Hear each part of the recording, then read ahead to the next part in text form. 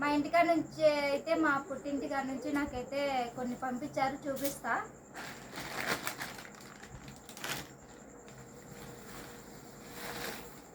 ఓయమ్మ దండి పంపింది.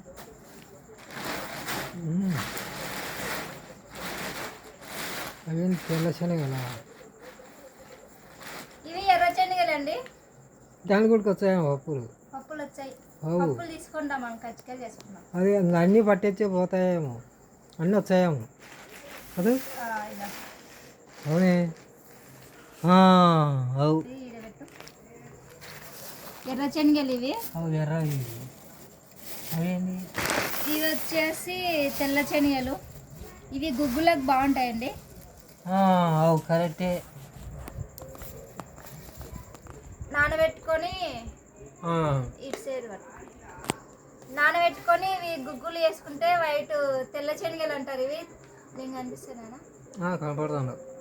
ఇవి నానబెట్టుకొని గుగ్గులు చేసుకుంటే చాలా బాగుంటాయి. తెల్లది అది. ఇవి నల్లయేమో. నల్లవి ఉండవు. ఇవి నానబెట్టి ఆరబెట్టిన శనగలు.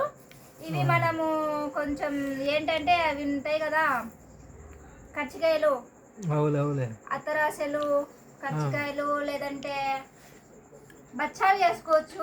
అంటే నానబెట్టి ఆరబెట్టినారు అనమాట. ఇవి ఈ 3 రకాల శనగలు అయితే నాకు మా అక్క అయితే తెచ్చింది, మా చిన్నక్క తెచ్చింది.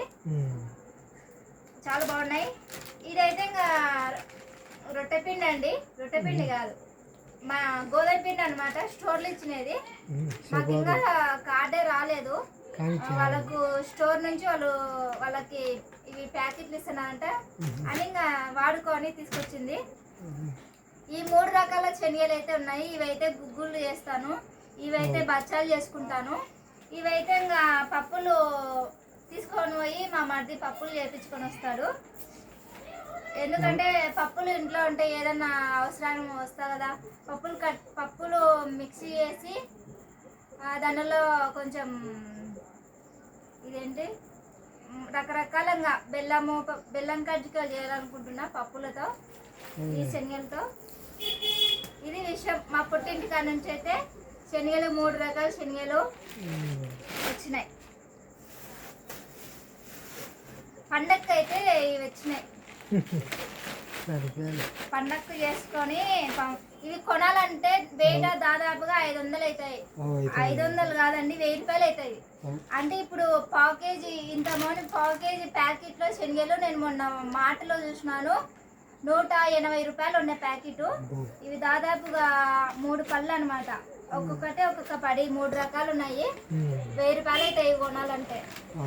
అక్కడ వాళ్ళకు ఊర్లో పొలాలు ఉన్నాయి కాబట్టి పండిస్తారు, అందుకు ఫ్రీగా వచ్చినాయి ఇవి.